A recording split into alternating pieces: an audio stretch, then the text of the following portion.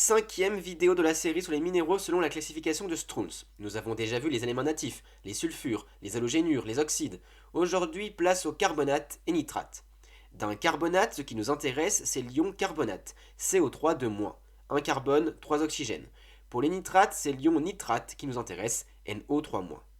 Petit tour d'horizon des carbonates. A noter qu'un moyen pour reconnaître les carbonates, c'est de les entrer en contact avec de l'HCl, de l'acide chlorhydrique. En effet, il se passe une réaction des petites bulles. Les plus connus sont sans doute la calcite et la dolomite, deux minéraux que nous avons déjà vus. Allez voir ces vidéos, ça sera plus simple. Le seul truc à retenir, c'est que la calcite, CaCO3, carbonate de calcium, est le minéral essentiel du calcaire, et la dolomite, CaMgCO3,2, le minéral de la dolomie.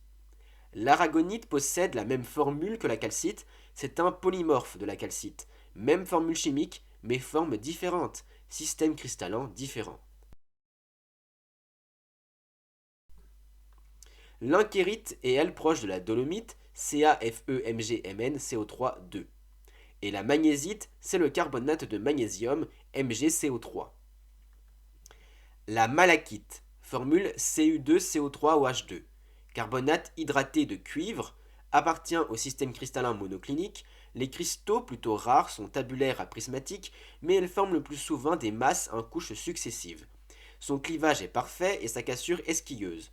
La malachite est toujours verte, ce qui en fait l'une des caractéristiques pour la reconnaître. Son éclat est vitreux, soyeux à mat, elle est translucide à opaque et son trait est vert clair. Sa dureté est de 3,5 à 4 et sa densité de 3,9. Elle se rencontre dans les zones d'oxydation des gîtes cuprifères. C'est même le minéral secondaire de cuivre le plus courant. La malachite est souvent utilisée comme pierre décorative. L'azurite, formule Cu3CO3,2OH2. Autre carbonate de cuivre hydraté, elle appartient au système cristallin monoclinique. Les cristaux sont souvent tabulaires ou agrégés en rosette. Son clivage est parfait et sa cassure conchoïdale. L'azurite est bleue, toujours bleue. Son éclat est vitreux, elle est transparente à opaque et son trait est bleu clair. Sa dureté est de 3,5 à 4 et sa densité de 3,7. L'azurite est aussi un minéral des zones d'oxydation des gisements de cuivre et est souvent associé avec la malachite. Malachite et azurite, deux minéraux des zones d'oxydation des gisements de cuivre, malachite verte, azurite bleue. La sidérite, formule FeCO3, carbonate de fer. Elle appartient au système cristallin rhomboédrique et elle est souvent en masse cristalline irrégulière.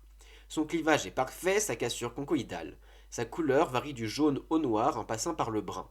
Son éclat est vitreux à nacré, elle est translucide à opaque et son trait est blanc. Sa dureté est de 4 à 4,5 et sa densité de 3,9. La sidérite est un minéral fréquent des zones d'oxydation des gisements de fer et des veines hydrothermales. La cérusite, formule PbCO3, carbonate de plomb. Elle appartient au système cristallin orthorhombique, formant des cristaux tabulaires à pyramidaux, souvent en masse de cristaux enchevêtrés. Son clivage est imparfait et sa cassure conchoïdale. La cérusite est incolore, blanc à gris brunâtre. Son éclat est adamantin à gras, vitreux, elle est transparente à opaque, son trait est blanc. Sa dureté est de 3 à 3,5 et sa densité de 6,5. Elle se forme par altération de la galène, sulfure de plomb, ce qui en fait un minéral visible dans les gisements de plomb. Elle est reconnaissable à son éclat très brillant, sa couleur assez blanc et sa densité élevée. Comme carbonate, on peut aussi citer la rhodochrosite, carbonate de manganèse, la smithsonite, carbonate de zinc, au même titre que l'auricalcite et l'hydrozincite, la witherite, carbonate de barium, la strontianite, carbonate de strontium. Chez les nitrates, il n'existe pas vraiment de minéraux, mais on peut quand même citer le salpêtre, le nitrate de potassium, couleur blanchâtre à incolore, de densité 2,2 et de dureté inférieure à 2, qui est utilisé dans la fabrication de la poudre à canon. À retenir, les carbonates sont des minéraux composés de l'ion carbonate CO3 de-. Les plus courants ou connus sont la calcite et la dolomite, minéraux essentiels du calcaire et de la dolomie.